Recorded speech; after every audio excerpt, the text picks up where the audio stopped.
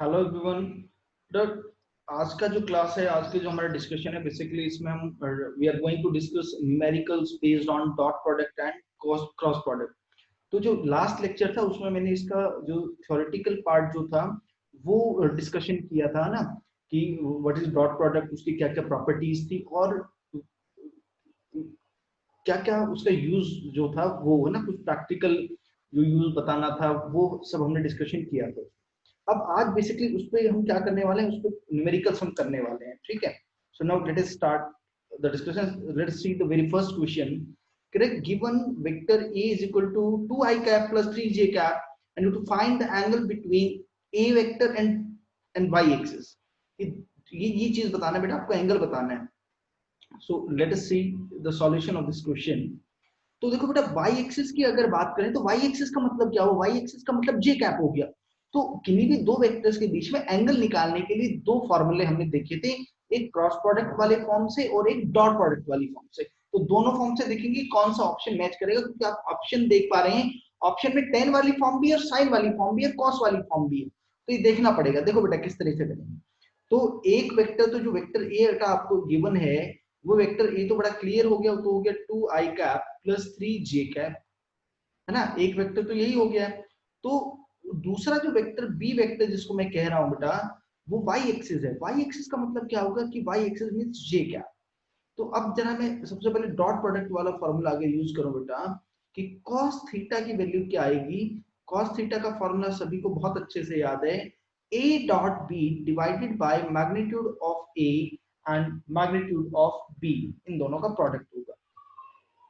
a dot B जब आप करोगे तो आप देखोगे कि यू विल गेट 3, है ना। a dot b, when you take a dot product of a and b, you will get 3।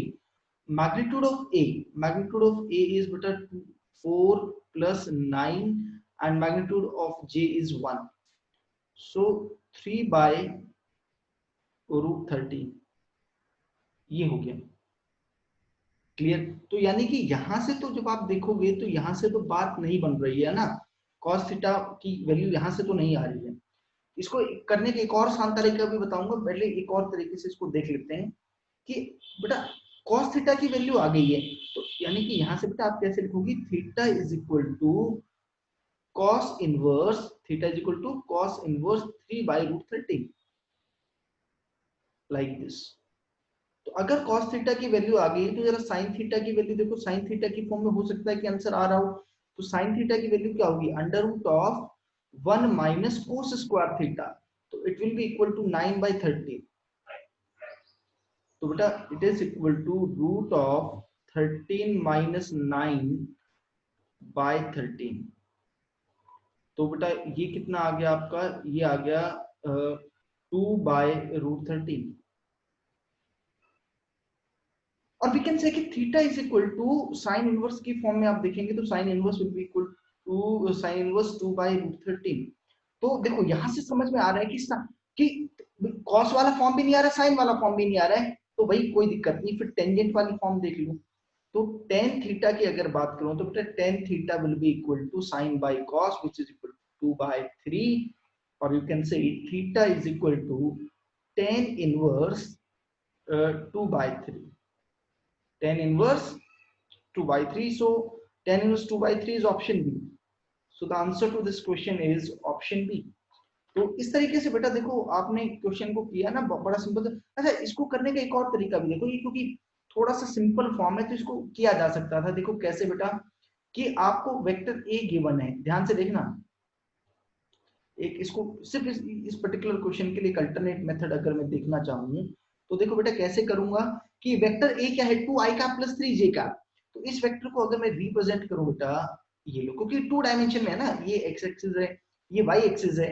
तो आप इसको देखोगे कि इसका भाई जो एक्स कंपोनेंट है बेटा वो तो 2 है, ये वाला 2 है, और जो वाई कंपोनेंट है, वाई कंपोनेंट 3 है, तो 3 ये थीटा। तो आप यहां से लिख सकते थे tan theta, sorry x component 2 है बेटा, और x component is 2 and y component is 3, so tan theta is equal to, tan theta is equal to 3 by 2। अच्छा, लेकिन हमारा जो पहले आया है वो 2 by 3 आया है, तो वो देखो जरा कहीं कुछ गड़बड़ हुई है क्या। tan cos theta is a dot b is 3, तो ठीक है a dot b तो वही आएगा। ओके ओके ओके, हमसे क्वेश्चन पूछा गया कि theta with the y axis पूछा ना बेटा। Okay okay sorry, just a minute, we have to take the theta with x axis, y axis के साथ एंगल है ना। तो बेटा यहाँ से देखो कि okay okay okay,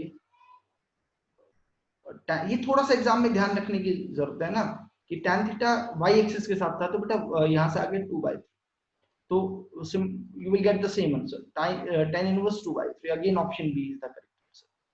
So this is how we approach the question and we did the question। तो सिंपल फॉर्मूला अगर याद है तो बड़ा आसान हो जाएगा बेटा इस तरह के क्वेश्चन को सॉल्व कर पाना, कोई मुश्किल वाली बात नहीं किसी तरह की, ठीक है। Now move to this next question। करें कि if this vector 2 i cap plus 3 j cap plus c k cap and the vector minus 3 i cap plus 6 k cap are orthogonal, तो बेटा first of all you should know what do you mean by orthogonal. Orthogonal का मतलब बेटा क्या हो गया कि they are perpendicular to each other, they are perpendicular to each other. पर परपेंडिकुलर टू ईच अदर होने का मतलब क्या होगा कि याद करो कि मैंने कहा था कि जब भी कभी बात करें 90 डिग्री या परपेंडिकुलर की, तो आपके दिमाग में पहला आइडिया आना चाहिए किसका, डॉट प्रोडक्ट जीरो का। किसका आइडिया आना चाहिए, डॉट प्रोडक्ट जीरो का। तो बिल्कुल डॉट प्रोडक्ट जीरो कर देंगे, यानी जब भी दो वेक्टर्स एंगल 90 डिग्री होगा तो उनका dot product must be zero, the dot product must be zero बेटा। तो ये कर दो 2i cap plus 3j cap plus c k cap, इसका dot product -3i cap plus 6k cap, ये it should be equal to 0। तो i cap का coefficient का i कैप के साथ ही मल्टीप्लाई होगा, तो 2 इंटू -3 -6। j कैप का कोई कोफिशिएंट है ही नहीं तो उसको 0 ही आएगा वो तो, है ना। और c plus 6c is equal to 0। So from here you will get 6c is equal to 6 and you will get c is equal to 1। So c is equal to 1 means option C। So option C is the right answer for this। Hopefully बहुत clear है, आपको बस ध्यान रखना बेटा, यही basic idea है कि जब भी दो वेक्टर्स परपेंडिकुलर होंगे तो उनका जो डॉट प्रोडक्ट है वो 0 करना है, ये बात ध्यान रखना, ठीक है बेटा। So now move to the next question। करें कि consider this vector another vector that is perpendicular to f is. तो देखो इस बार उसने कोई वेक्टर नहीं, मतलब कोई वेक्टर गिवन नहीं है, इस बार उसने क्या किया, वेक्टर पूछ लिया है अपने आप से। तो अगर ऐसा कर लिया है तो फिर क्या करेंगे कि भैया चेक करो जरा, देखो इसको एक बड़े आसान तरीके से करके बताता हूँ बेटा इसको। ये जो वेक्टर है आपका देखो 4i cap minus 3j cap, कोई आपसे पूछे तो मैं क्या कह दूंगा कि ये वाला जो वेक्टर है तो एक्स वाई प्लेन में लाई करता है, और जो वेक्टर इसके परपेंडिकुलर होगा वो पक्का से किसमें, a vector which is perpendicular to X Y plane, a vector perpendicular to X Y plane, वो बेटा कहां पे एग्जिस्ट कर रहा होगा, वो एग्जिस्ट करेगा किसके अंदर, जेड एक्सिस के अलोंग वो वेक्टर होना चाहिए। ये बात पक्की होगी, आइदर वो प्लस के कैप हो या फिर माइनस के कैप हो, इसके अलोंग ही आएगा। तो यानी कि बेटा आपको एक ऐसा ऑप्शन देखना है, एक ऐसा वेक्टर देखना है जो जेड एक्सिस के अलोंग ही हो, और जेड एक्सिस के अलोंग आपके पास सिर्फ एक ही ऑप्शन है, दैट इज ऑप्शन सी। आप इसको डॉट प्रोडक्ट वाले तरीके से भी कर सकते थे, कैसे कि एक एक ऑप्शन लो। फॉर एग्जांपल मैं ऑप्शन ए देखता हूं बेटा, तो इसका 4i cap minus 3j cap, इसका डॉट लो ऑप्शन ए के साथ, option A 4i cap plus 3j cap बेटा। So you will get 4 16 16 minus 9, it is not equal to 0। इसका मतलब दोनों वेक्टर्स परपेंडिकुलर नहीं हो सकते बेटा, है ना। I am doing the another method जिसके थ्रू ये क्वेश्चन करते हैं। तो 4i cap minus 3j cap, इसका ऑप्शन बी में जो वेक्टर है उसके साथ डॉट प्रोडक्ट आप लेंगे तो you will get 24, again this is not equal to 0। इसका मतलब ये दोनों वेक्टर्स भी परपेंडिकुलर नहीं है। एंड बेटा we have the last the third one option कि 4i cap minus 3j cap and I'm taking the dot product with 7k cap, you will get 0, क्योंकि k cap का कोफिशिएंट ही नहीं है तो डॉट प्रोडक्ट क्या आ गया, इसका डॉट प्रोडक्ट 0 आ गया। डॉट प्रोडक्ट 0 आ गया तो मतलब ये दोनों वेक्टर्स आपस में परपेंडिकुलर है, जो चीज मुझे लॉजिकली दिख रही थी अब मैंने इसको फॉर्मूले से भी चेक कर लिया। So the answer to this question is option C. So now move to the next question. But एक बड़े आसान आसान से क्वेश्चन होंगे ना, ये देखो अगेन बहुत बढ़िया सा एक क्वेश्चन आ गया है हमारे पास. Let us see कि the angle between the two vectors, दो वेक्टर्स बेटा आपको दे रखे हैं, इनके बीच में एंगल पूछा है. एंगल अगर पूछा है तो देखो बेटा मुझे थोड़ा सबसे आसान तरीका कॉस वाला लगता है. कारण क्या है कि डॉट प्रोडक्ट आसान है, क्रॉस प्रोडक्ट में आपको है ना टेबल बनानी पड़ेगी और फिर वो है ना क्रैमर रूल के थ्रू आपको क्या करना पड़ेगा, प्रोडक्ट लेना पड़ेगा. तो उसमें कई बार गलती हो जाती है ना, होनी तो नहीं चाहिए बट हो जाती है फिर भी. तो कॉस वाला फैक्टर हमेशा एनी डे बहुत आसान रहेगा. देखो तो पहले तो क्या करेंगे, cos theta is equal to formula याद होना चाहिए, a डॉट बी भैया डिवाइडेड बाई ए बी. तो a डॉट बी जरा करें, -2i cap plus 3j cap plus k cap dot i cap plus 2j cap -4k cap. और बेटा अब वेक्टर a के मैग्नीट्यूड से आपको इसको डिवाइड करना पड़ेगा. ये आ गया 4, 3 का स्क्वायर 9, k कैप का कोएफिशिएंट दैट इज 1, और बेटा ये फिर से आएगा 1 प्लस 4 प्लस 16. तो देखिएगा जरा कि -2 बेटा ये प्लस 3 टू 6 एंड -4, और this is √14 and this is √21 and you are getting 0. देखो कमाल आ गया कि cos थीटा की वैल्यू 0 आ गई है. और आप ऐसे भी देख सकते हैं कि दो वेक्टर्स का डॉट प्रोडक्ट 0 आया. तो दो वेक्टर्स का डॉट प्रोडक्ट 0 आ गया, cos थीटा की वैल्यू 0 आई ना, cos theta is equal to 0. इसका मतलब बेटा थीटा की वैल्यू क्या हो गई है, या तो आप 90 डिग्री बोलिए या आप इसको पाई बाय 2. तो simple you get your answer. Answer is option B. So this is the answer to this question. This is simple question बेटा. तो आप अगर बात करें ना बेटा कि आप किसी भी कॉम्पिटिटिव एग्जाम की बात करें, चाहे नीट के एग्जाम की बात करें या आप आईआईटी मेंस के एग्जाम की बात करें या आईआईटी एडवांस के एग्जाम की बात करें, तो you are getting question similar to this. इसी टाइप के क्वेश्चंस आपको मिलेंगी. आइडिया ये कि जो चीजें अभी, क्योंकि अभी तो हमने बिल्कुल नया नया चैप्टर पढ़ा है ना, सब चीजें याद होंगी हमें. आपको ये सब चीजें याद रखनी है बाय द टाइम को, है ना, प्रैक्टिस कर करके इन कॉन्सेप्ट्स को याद रखना है ना. क्योंकि जो भी हम क्वेश्चन, जिस तरह के क्वेश्चन करें, इसी टाइप के क्वेश्चन आपको मिलने वाले हैं एग्जाम के अंदर. ठीक है. तो now move to this next question, question number 5. देखो बेटा ये कह रहा है कि for any two vectors A and b, कह रहे ए डॉट बी और ए क्रॉस बी जो है वो बराबर है, एक बात. और आपको बताना है कि find the magnitude of vector c vector A plus vector. देखो ध्यान से समझो बेटा क्या क्या बात कही है.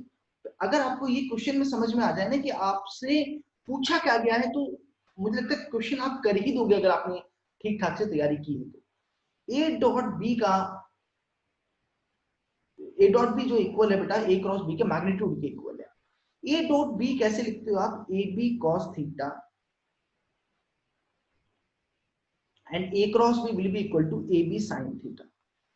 तो फर्स्ट ऑफ ऑल जब भी कोई क्वेश्चन आप फिजिक्स में करेंगे तो सबसे पहले तो आपको यही काम करना है कि जो गिवन डेटा जो है उससे देखो कि आप क्या इंफॉर्मेशन कैलकुलेट कर सकते हो, क्या इंफॉर्मेशन गैदर कर सकते हो. That is important. तो बेटा यहाँ से आपने क्या गेन किया कि tan theta is equal to 1.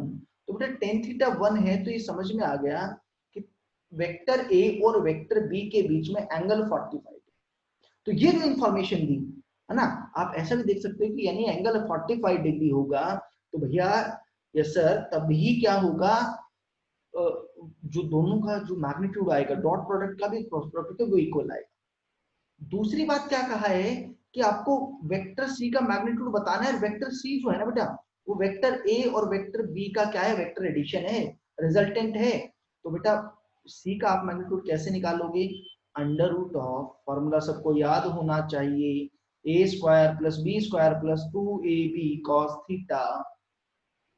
तो बेटा ये कर लेते हैं, देखो जरा ध्यान से, ए स्क्वायर प्लस बी स्क्वायर बेटा प्लस 2ab, और बेटा cos 45 डिग्री तो कितना हो जाएगा, वो 1/√2 हो जाएगा.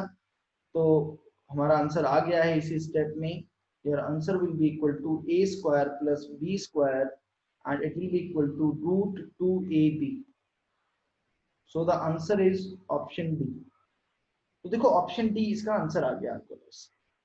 आई think this is again a simple question. थोड़ा सा एक बार आप क्वेश्चन को ट्राई करना शुरू करें तो हो ही जाएगा। ये देखो बहुत फिर से बड़ा सिंपल सा क्वेश्चन आ गया, ये लास्ट जो लेक्चर मैंने पढ़ाया था उसमें बताया भी था। देखो देखो वेक्टर दो बातें बेटा, वेक्टर ए क्रॉस बी का, ये मैं बता चुका हूँ फिर से बता देता हूँ, ए क्रॉस बी का मैग्नीट्यूड बी क्रॉस ए का मैग्नीट्यूड तो बराबर होता है, लेकिन हमने लास्ट क्लास में डिस्कशन किया था जब मैंने आपको बताया था कि एक्चुअल में ए क्रॉस बी वेक्टर जो आएगा उसकी डायरेक्शन बी क्रॉस ए से बिल्कुल ऑपोजिट होती है। यानी कि ये बात आप हमेशा याद रखेंगे क्या, कि angle between vector a cross b and b cross a is, या तो आप बोले 180 डिग्री है, या आप इसको बोल सकते हैं कि पाई है। इन दोनों में ही बात बनेगी, या तो पाई है ना, ये बात बताई थी ना बेटा, कि ये सोचो जरा कि ऐसे समझो, ये कोई प्लेन था हमारा, है ना, इस प्लेन के अंदर वेक्टर ए और बी लाई करते थे, तो ये वेक्टर ए क्रॉस बी आता था बेटा, तो बी क्रॉस ए जो आता था वेक्टर वो इसके बिल्कुल ऑपोजिट डायरेक्शन में आता था बेटा, बी क्रॉस ए। क्लियर है? तो ये आपकी बात बन गई है, ये आपका आंसर आ जाएगा इसका, आपका ऑप्शन नंबर बी इसका आंसर आ जाएगा। बोलो बेटा क्लियर है क्या? So now move to the next question. देखो बेटा, ये देखो अच्छा सा क्वेश्चन है ये, फिर से थोड़ा सा देखो, जब भी क्रॉस प्रोडक्ट आएगा ना तो आपको थोड़ा सा विजुअलाइजेशन आना चाहिए ना, कि आपको जब भी पी क्रॉस क्यू आए दिमाग में, या ये किसी भी क्वेश्चन में पी क्रॉस क्यू आए तो सबसे पहले दिमाग में ये आना चाहिए कि पी क्रॉस क्यू एक ऐसा वेक्टर होगा जो पी और क्यू दोनों के परपेंडिकुलर होगा। ये बात ध्यान रखना है। देखो what is the angle between vector P plus Q and P cross Q. तो जरा एक बात बताओ कि भाई वेक्टर पी क्रॉस क्यू की बात करूंगा मैं, तो ये कैसा वेक्टर आएगा बच्चों? Vector P cross Q is a vector, ये बहुत अच्छे से मैं जानता हूं, it is a vector which is perpendicular to vector p, vector q, as well as the plane, containing vector p and q। ये बात ध्यान रखना है आपको। तो ऑब्वियस सिंपल है, वेक्टर p प्लस क्यू जो आएगा बेटा, वो जरा ध्यान से समझने की कोशिश करना। वेक्टर p प्लस क्यू जो आएगा, यानी कि p प्लस क्यू का जो रिजल्टेंट आएगा वो तो सेम ही प्लेन में रहेगा, same plane as of vector p and q। जो वेक्टर p और q का जो प्लेन आ रहा है उसी प्लेन के अंदर वेक्टर p प्लस क्यू आएगा, उसी प्लेन के अंदर p प्लस क्यू वेक्टर का रिजल्टेंट आएगा। और p क्रॉस q क्या होगा? उसके परपेंडिकुलर। तो बड़ा सिंपल सा हो गया ना भाई, ये ऐसे समझ लो बेटा, ये ऐसे। तो ये मान लिया वेक्टर p था, ये वेक्टर p, ये वेक्टर q, तो इन दोनों का रिजल्टेंट भी इसी वेक्टर इसी प्लेन में आया, बट जो p क्रॉस q है बेटा वो तो इसके परपेंडिकुलर, तो इस वाले वेक्टर के परपेंडिकुलर होगा। So the angle is, so the answer is pi by 2 and option B is the correct answer to this question. So this is again a very simple question है ना, हल्का सा visualisation था, मुश्किल question नहीं था। Okay, now move to this question. Question number 8. Which of the following is the unit vector perpendicular to A and B? देखो ए और बी के जो परपेंडिकुलर वेक्टर होगा बेटा वो तो ए क्रॉस बी होगा, ये तो एक बात होगी, लेकिन यूनिट वेक्टर पूछा है बेटा। जरा आप बात याद करो, यूनिट वेक्टर का फॉर्मूला क्या लिखता था मैं? यूनिट वेक्टर का फॉर्मूला लिखता था वेक्टर ए डिवाइडेड बाय उसका मैग्नीट्यूड। यहाँ पे ए की जगह वो काम कौन कर रहा है? वो ए क्रॉस बी काम कर रहा है बेटा, तो यानी कि A cross B divided by A cross B का मैग्नीट्यूड, ये आंसर आ जाएगा। So A cross B divided by mod of A cross B. So और A cross B को आप बेटा ऐसे भी लिख सकते हो ना, थोड़ा सा ऑप्शन वाली फॉर्म में भी आ जाते हैं, जरा ध्यान से देखो, AB sin theta, AB sin theta. So the option is the correct answer to this question. So option A will be the answer. Okay. कह कि a vector A points vertically upward and point B towards north। देखो मैं आपको पहले भी बता चुका हूं बेटा कि ये जो ईस्ट वेस्ट और नॉर्थ साउथ की जो चार जो डायरेक्शन है, ये हॉरिजॉन्टल प्लेन के अंदर ना बेटा, ये हॉरिजॉन्टल प्लेन के अंदर ऐसे ऐसे ये हॉरिजॉन्टल प्लेन में रहेगा, वर्टिकल डायरेक्शंस नहीं बताते नॉर्थ ईस्ट वेस्ट साउथ, है ना, वर्टिकल नॉर्थ थोड़ी ना ऐसे चलोगे, है ना, जो जो हॉरिजॉन्टल डायरेक्शन, जो हॉरिजॉन्टल प्लेन है उसी में डायरेक्शंस को बताया जाएगा, ठीक है। तो कह रहे कि वेक्टर बी जो है वो टुवर्ड्स नॉर्थ है। पहले तो ये जरा देखो, ये हॉरिजॉन्टल प्लेन में बना रहा हूँ बेटा, ध्यान से समझना। तो हॉरिजॉन्टल प्लेन में जो बनाते हो बेटा, ये तो आप नॉर्थ लिखते हो, ये साउथ लिखते हो, ये ईस्ट लिखते हो, ये वेस्ट लिखते हो। तो कह रहे कि एक वेक्टर जो है वर्टिकली अपवर्ड, मतलब कि बेटा आप जरा समझिए कि ऐसे है, एक वेक्टर तो ऐसे है, और जो दूसरा वेक्टर वो नॉर्थ की तरफ है। तो अगर मैं नॉर्थ की तरफ बात करूं ना, कि मान लीजिए वाला वेक्टर नॉर्थ हो गया, है ना, ये जो आपकी तरफ जो आ रहा है ये वेक्टर नॉर्थ साउथ ईस्ट और वेस्ट। तो अब आपको बताना है कि ए क्रॉस बी की डायरेक्शन। तो वेक्टर ए तो ये है बेटा, और वेक्टर बी इस तरफ है। तो ए क्रॉस बी, ये थंब जो आ रहा है बेटा ये इस तरफ जा रहा है, इस तरफ। ये वाली डायरेक्शन कौन सी है? ये वाली डायरेक्शन वेस्ट है। ध्यान से देखो बेटा, वर्टिकल आपको ए क्रॉस बी निकालना है, वेक्टर ए की तरफ अपना राइट हैंड के फिंगर्स को आप रखेंगे, बी की तरफ कर्ल करेंगे, आप बेसिकली बी की तरफ कर्ल करेंगे, तो ये डायरेक्शन आ गई, this is the west direction. So the answer to this question is option B, simple visualisation, और कोई खास बात नहीं इसके अंदर क्वेश्चन में बेटा। So now move to the next question. कह रहे these two vectors are parallel, कह रहे कि ये दोनों वेक्टर्स पैरेलल हैं, तो आपको b की वैल्यू बतानी है कि b की वैल्यू क्या होगी। तो आप एक बात, एक तरीका तो ये है कि मैं क्रॉस प्रोडक्ट जीरो कर दूं, है ना, एक वो भी है। और एक स्मार्ट मूव क्या है, थोड़ा सा बढ़िया जो अप्रोच है वो ये है, ये पहले बता चुका हूं मैं, कि if two vectors are parallel, if two vectors are parallel, then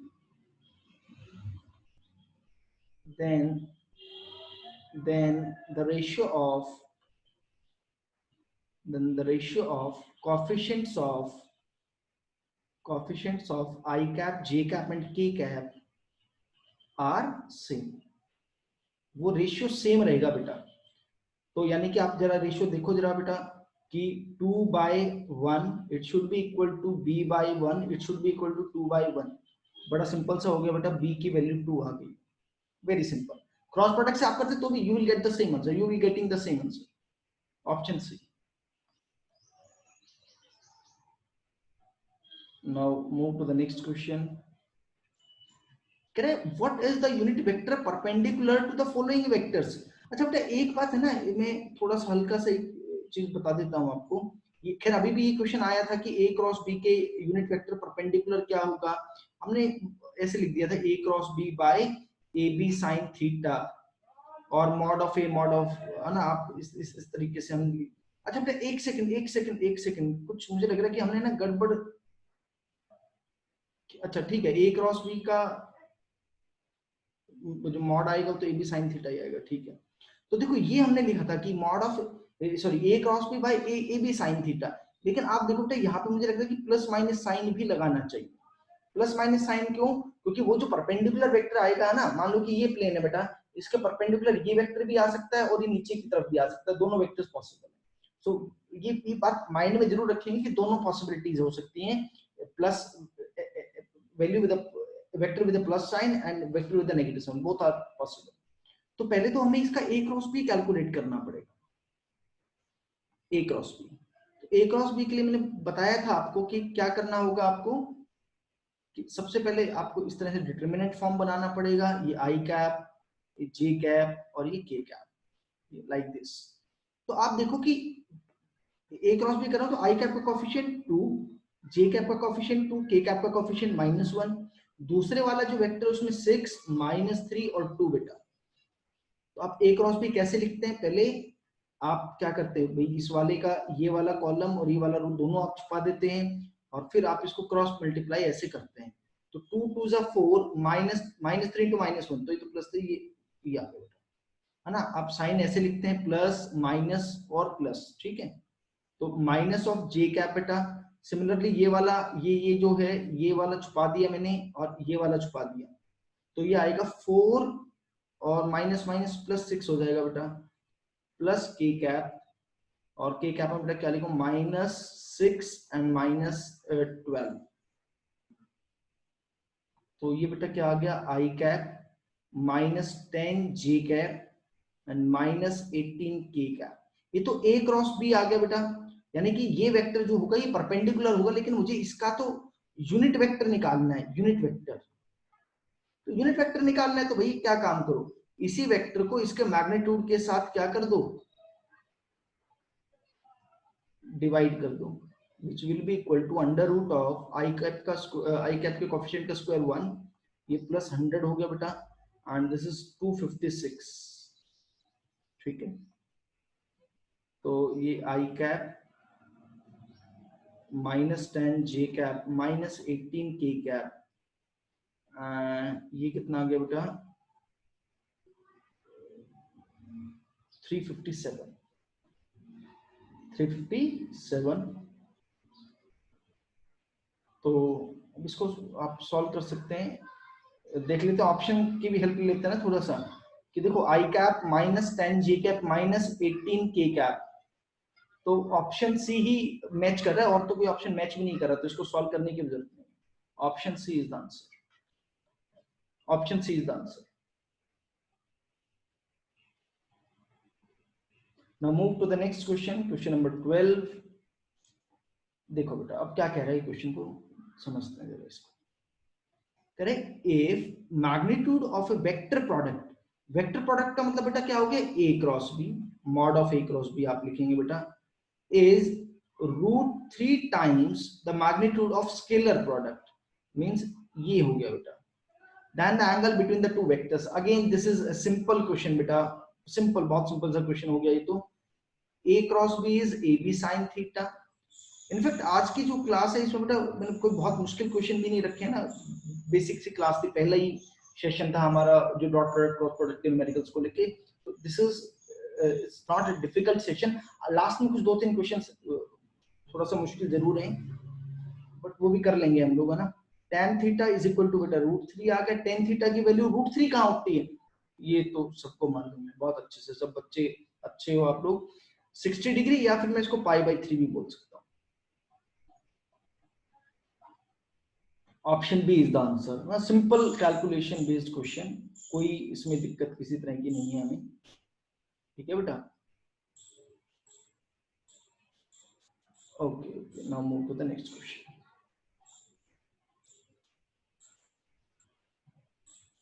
पढ़ो जरा, कह रहे vector A and vector B are two vectors in a plane at an angle of 60 degree with each other.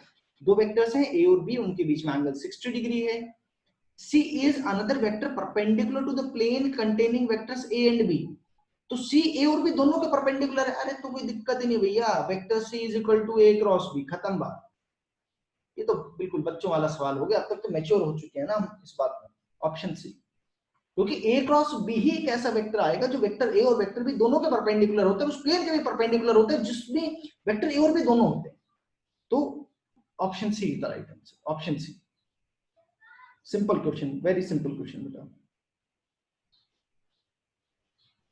ये फिर से एक बड़ा सिंपल सा क्वेश्चन बेटा हमारे पास आ गया है, ये कि projection of vector P on Q, तो P का Q के ऊपर प्रोजेक्शन क्या होता है, वैसे तो फॉर्मूला भी मैंने बताया था, बट अगर आप लोग भूल गए तो इसको ऐसे समझ सकते हैं। देखो ये वेक्टर P बेटा, ये वेक्टर Q, तो P ये थीटा एंगल अगर है तो P cos थीटा आता है बेटा, और P cos थीटा आता है, और इसकी डायरेक्शन किसके अलोंग होती है, इसकी डायरेक्शन होती है बेटा, ये तो आप सिंपल कि ये p cos थीटा आ गया, फिर आप क्या करते थे, इसको q से मल्टीप्लाई कर देते थे, फिर हम इसको लिखते थे pq cos थीटा, अच्छा डिवाइड भी करना होता था साथ में, तो बेटा ये क्या बन जाता था आपका, याद करो p डॉट q, और बेटा इसको अगर मैं q से ही डिवाइड कर दूं तो ये क्या बन जाएगा q कैप, तो vector p dot q cap, option A is the answer to this question. Again a simple question, similar concept is already discussed in the video lectures, ना वीडियो लेक्चर में डिस्कस किया है, we have discussed the similar question. What is the projection of vector, ये फिर से देखो बिल्कुल वैसा ही क्वेश्चन आ गया, कोई दिक्कत नहीं बेटा। देखो मैंने कहा था कि अगर a का b पे प्रोजेक्शन लेते थे तो a dot b by b कर देते थे ना, तो यहाँ पे क्या करें, पहले तो डॉट ले लो इन दोनों का ना, for I cap plus 3 J cap, और बेटा डॉट लेंगे 3 आई कैप प्लस 4 जे कैप, अच्छा, मैग्नीट्यूड किसका आएगा? जिसके अलोंग प्रोजेक्शन लेना है, तो यानी कि वेक्टर बी का आएगा, तो 3 3 9 4 16, और बेटा ये आपका कितना आ जाएगा? 4 3 12, 4 3 12, ये बेटा 5 आ गया आपका। So it will be equal to 24/5. So option B is the answer. So again simple formula based question है, ये भी सिंपल फॉर्मूला बेस्ड क्वेश्चन है बेटा। देखो अब जरा ध्यान से, कह रहे कि वेक्टर ए plus vector B plus vector C, इन तीनों का जो वेक्टर सम है वो 0 है। तीन वेक्टर्स का रिजल्टेंट बेटा 0 कैसे हो पाएगा? पहली बात तो ये समझ लेते हैं कि दे मस्ट फॉर्म, ये बात आपको ध्यान होनी चाहिए कि वो एक ट्राइंगल फॉर्म करें। एक बात तो ये होनी चाहिए, ट्राइंगल फॉर्म करें in the same order, vector A, vector B और वेक्टर सी। लेकिन क्वेश्चन में एक बात और दे रखी है बेटा कि ए जो है यानी कि ए का मैग्नीट्यूड बी और सी के बराबर है। इस तरह सोचो कि ये कैसे पॉसिबल है कि एक वेक्टर का सम दो बचे हुए वेक्टर्स के सम के बराबर है। Magnitude, the magnitude of sum of two vectors is equal to the third vector. अरे सर सिंपल ही हो गया ना, ये तो कोई दिक्कत ही नहीं है। ये वेक्टर ए है और बी और सी दोनों, बी भी इधर लग रहा है सी भी इधर लग रहा है, तो ही रिजल्टेंट 0 बन पाएगा। तो दोनों के बीच में एंगल बेटा कितना आ गया? एंगल दोनों के बीच में पाई आ गया। Pi is the angle. It's again a simple question. So now move to the next question. देखो बेटा,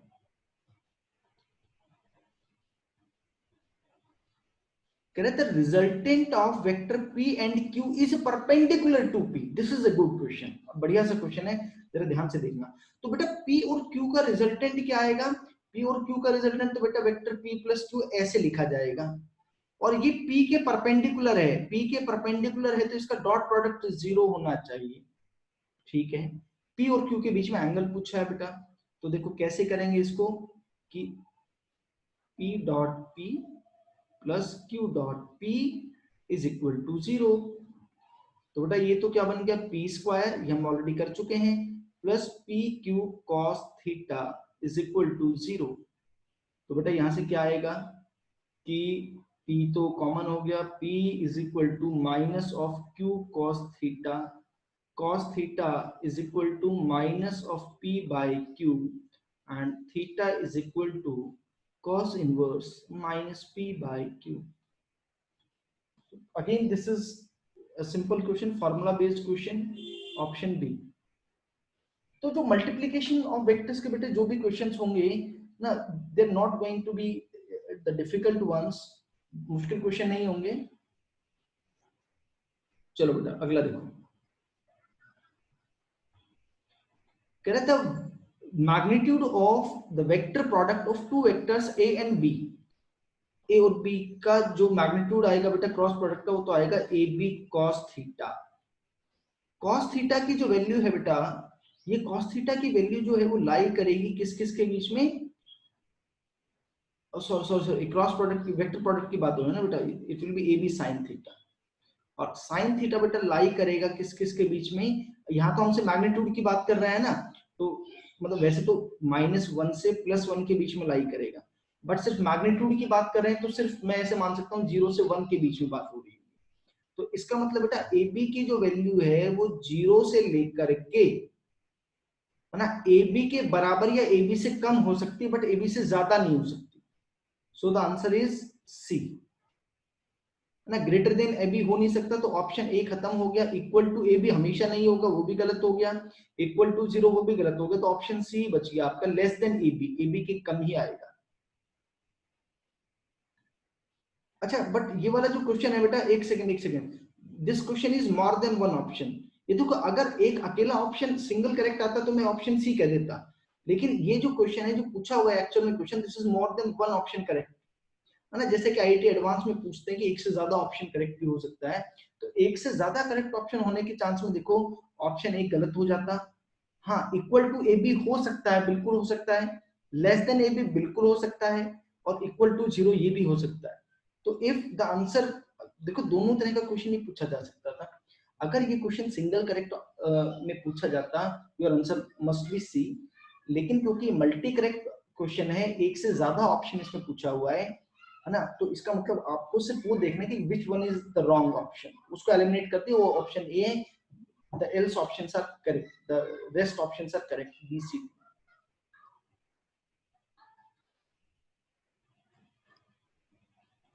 So now move to this question. Correct. Vector A and vector B are two vectors of non-zero magnitude. ठीक है बेटा। Which of the following relations cannot be possible? बेटा ये भी more than one, this is more than one correct, एक से ज्यादा। Actual में अगर आपको है ना बेटा अपने कंसेप्ट बहुत अच्छे से स्ट्रॉन्ग करने हैं, तो एक्चुअल में ये जो मोर देन वन करेक्ट है ना, ये इससे बड़ा मजा आता है इस क्वेश्चन को करने में ना, कि आपकी हर एक आपकी जो नॉलेज की टेस्टिंग है बहुत बारीकी से हो जाती है। तो देखो जरा देखते हैं क्या चीज वो कह रहा है कि वेक्टर ए प्लस बी जो है वो बराबर है वेक्टर ए माइनस बी के। ये मैग्नीट्यूड तो बराबर हो सकता है, बट ये बराबर नहीं हो सकते, बहुत अच्छे से जानते हैं। कारण क्या है बेटा कि वेक्टर ए ये वेक्टर बी, तो इनका रिजल्टेंट तो कहीं ये आएगा, और माइनस बी को आप यहां लोगे तो इनका रिजल्टेंट यहां कहीं आएगा। तो ये दोनों वेक्टर्स की तो डायरेक्शन ही बराबर नहीं है। मैग्नीट्यूड तो एक पर्टिकुलर केस 90 डिग्री के केस में हो भी जाता है इक्वल, लेकिन डायरेक्शन सेम नहीं आती कभी। तो ऑप्शन ए जो है वो पॉसिबल नहीं है, हमसे पॉसिबल नहीं है ही पूछा है, तो ऑप्शन ए तो आंसर में आना चाहिए। कह रहे कि ए डॉट बी का जो मैग्नीट्यूड है वो ए क्रॉस बी के बराबर, बिल्कुल बराबर आ सकता है। हमने देखा था कि अगर थीटा की वैल्यू 45 डिग्री हो जाती है बेटा तो बराबर आ जाता है। तो this can be possible, this is a possibility. कह रहे हैं कि a प्लस बी का मैग्नीट्यूड बराबर हो a माइनस बी के मैग्नीट्यूड के, बिल्कुल ये पॉसिबिलिटी भी हो सकती है। ये बात हमने अभी की थी कि अगर थीटा की वैल्यू 90 डिग्री हो जाए तो। कह रहे हैं कि a प्लस बी का जो मैग्नीट्यूड है बेटा, वेक्टर a प्लस बी का मैग्नीट्यूड वो बड़ा हो सकता है किससे, इंडिविजुअल मैग्नीट्यूड से। नहीं, ये ऐसा कभी नहीं हो सकता बेटा। कारण क्या है कि a प्लस बी ही मैक्सिमम रिजल्टेंट हो सकता है ना, यानी कि a प्लस बी से तो ज्यादा रिजल्टेंट कभी आ ही नहीं सकता। This is not possible, so answer D. So इस क्वेश्चन के हमसे ये पूछा था कि कौन कौन पॉसिबल नहीं है, कौन कौन पॉसिबल नहीं है, तो बेटा वो हमारा आंसर आ गया आपका क्या, वो आपका आंसर आ गया है ए और डी, ये दो ऑप्शन आ गए। ओके बेटा। सो बेटा this is your next question, देखते हैं जरा। What is the torque of a force acting at a point about the origin. देखो बेटा जो टॉर्क का जो फॉर्मूला होता है that is vector R cross vector F, vector R cross vector F. इसमें ये बात ध्यान रखनी होती है बेटा आपको कि ये जो वेक्टर आर होता है ना आपका, इस वेक्टर आर का जो टेल है, टेल उस पॉइंट पर होगा, टेल उस पॉइंट पर होगा जिसके अबाउट, जिसके अबाउट टॉर्क कैलकुलेट करना है।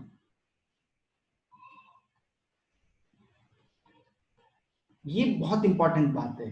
और बेटा इसका हेड कहां होगा, हेड फोर्स, फोर्स पे होगा, ये बात ध्यान रखना। देखो जरा इंपॉर्टेंट बात क्या है यहाँ पर। Correct, torque of the force acting at a point this about the origin, ये तो बेटा ओरिजिन हो गया, और ये आपका कोई पॉइंट हो गया जिसको आप 3,2,3 से लिख सकते हैं, ये वेक्टर आर हो गया। तो वेक्टर आर बेटा कैसे लिखोगे आप, final position vector minus initial position vector, तो वो बड़ा सिंपल सा हो गया 3i cap plus 2j cap plus 3k cap. और बेटा वेक्टर एफ आपको गिवन है क्वेश्चन में 2i cap minus 3j cap plus 4k cap. तो अब हम टॉर्क निकाल लेते हैं बेटा, torque will be equal to R cross F. R cross F देखो कैसे आएगा ये देख लेते हैं, ये सब आपको बहुत अच्छे से आता है। तो आर यानी कि बेटा आई कैप, जे कैप और के कैप मैं यहाँ लिख लेता हूँ। आई कैप का कॉफिशिएंट 3, जे कैप का 2, ये 3 बेटा, ये 2, ये -3 और ये 4। बेटा आई कैप ये आ गया 4 टू ज़ा 8 और माइनस माइनस प्लस हो गया बेटा 9 माइनस जे कैप 4 3 ज़ा 12 माइनस 6। होपफुली आपने बहुत अच्छे से प्रैक्टिस कर ली होगी, अच्छे से आता होगा ये क्रॉस प्रोडक्ट कैसे लेना है।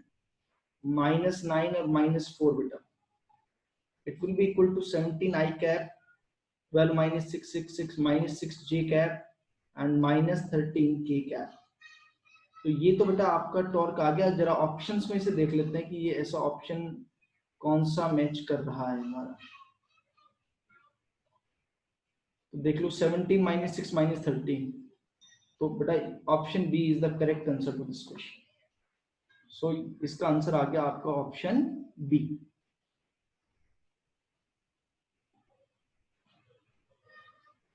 Now move to the next question.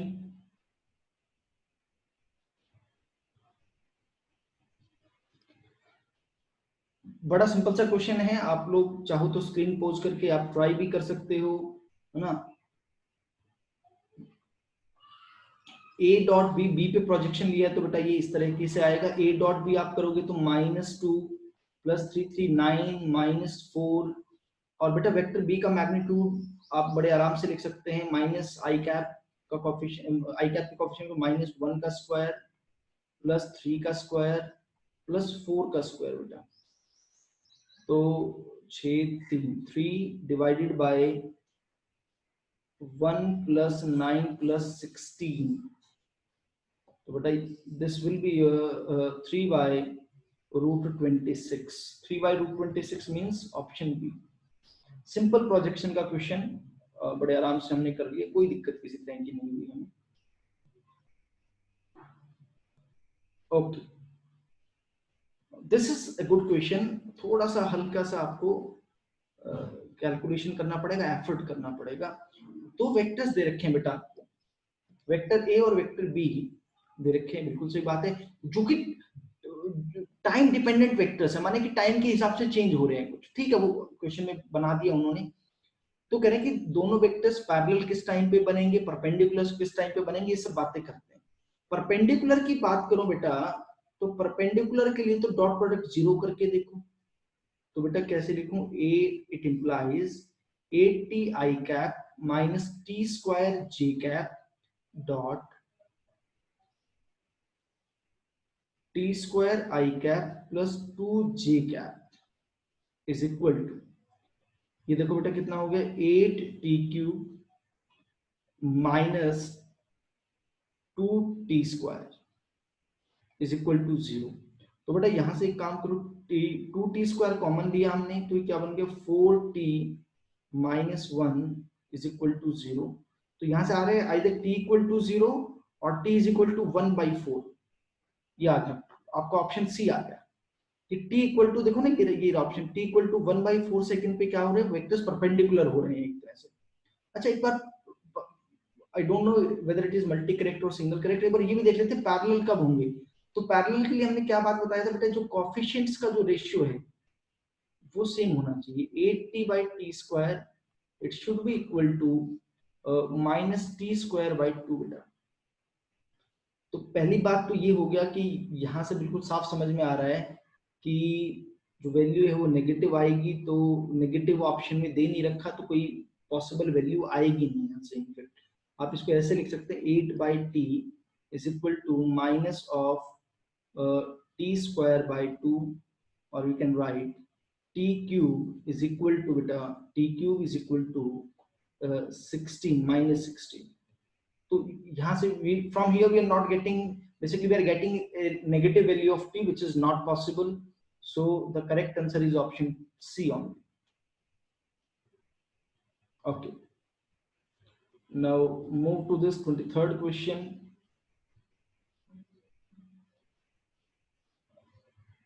देखो बेटा, वर्क डन का फॉर्मूला हमने क्या पढ़ा था, F.ds। तो इंटीजर टाइप क्वेश्चन है ये, आपको इंटीजर बताना है। कह रहे कि force of this Newton acts on a body and displaces it by this. Simple आपको डॉट प्रोडक्ट करना है, कुछ करना ही नहीं है, simple question. 3i cap + 4j cap dot 3i cap + 4j cap, 3 3 9 और 4 2 16 बेटा this will be equal to 19 plus 6 is 25. So the answer to this question is 25 joule. Hope it will be clear. It's an easy question. आसान, बहुत आसान question था ये. Now again a very simple question. बेटा इस तरह के बहुत क्वेश्चन आपने कर लिए हैं तो मुझे लगता है कोई इसमें दिक्कत होगी नहीं आपको, है ना. फिर से उसी कैटेगरी का क्वेश्चन आ गया कि दो वेक्टर्स परपेंडिकुलर थे, अल्फा की वैल्यू बतानी है. अरे भैया डॉट प्रोडक्ट जीरो कर देंगे, डॉट प्रोडक्ट जीरो कर दो. 2i cap plus 3j cap plus 8k, मतलब बिल्कुल बहुत स्टैंडर्ड सा क्वेश्चन हो गया बेटा. दो वेक्टर्स ऑर्थोगोनल, परपेंडिकुलर, नॉर्मल, ये सब जब भी पूछे तो आपको कुछ नहीं करना, उनका डॉट प्रोडक्ट जीरो कर दो. तो 4 2 सा 8 बेटा, डॉट प्रोडक्ट मुझे लगता है सबको बहुत अच्छे से आ गया होगा आज की क्लास में. 8 alpha is equal to 0, 8 alpha is equal to 4 बेटा, और you can say alpha is equal to 1/2. Again a simple question बेटा. अल्फा इज 1/2, बस यही पूछा था वैल्यू अल्फा की. अल्फा इज 1/2 हमारा आ गया. So now the last question of this session, of today's session. फिर से इसमें आपसे टॉर्क पूछ लिया है बेटा, है ना, अबाउट द ओरिजिन. तो ओरिजिन के अबाउट पूछे तो कोई दिक्कत ही नहीं है ना. Torque will be equal to R cross F. तो आर तो यहाँ आर के बराबर ही रहेगा क्योंकि ओरिजिन के अबाउट बात हो रही है. नेक्स्ट क्लास में कुछ क्वेश्चन कराऊंगी ओरिजिन के अबाउट ना करके, कोई दो अलग पॉइंट होंगे तो वहां कैसे करेंगे वो नेक्स्ट क्लास के अंदर डिस्कस करेंगे. We will discuss that particular case in the next class. I cap, J cap, K cap. तो बेटा आर के कोफिशिएंट्स आप लिखें 3 2 3 and it is 2 minus 3 and 4. So beta it will be equal to I cap and it is 4 to the 8, 8 minus 3 3 is 9, minus j cap 4 3 is 12 minus 6 plus k cap and it will be equal to minus 9 or minus 4. 17 I cap will be equal to minus 6 j cap and minus 13 k cap. तो आपसे तो बस x component पूछा है, तो बेटा x component तो कोई दिक्कत ही नहीं है. x कंपोनेंट आपका क्या आ गया, x component is equal to 17. ये आपका 17 जो है न्यूटन मीटर, ये आपका क्या आ गया बेटा, this is your x component of the torque. तो आज के सेशन में बेसिकली बेटा इतने ही. हमने कुछ 20-25 क्वेश्चन हमने आज की क्लास में डिस्कस किए हैं. एक और नेक्स्ट क्लास एक और रखेंगे जिसमें similar type of session we are having, और उसमें बेटा हम क्या करेंगे, ऐसे ही कुछ 20-25 क्वेश्चन थोड़े से और बढ़िया लेवल के डिस्कस करेंगे इन द नेक्स्ट क्लास. ठीक है बेटा.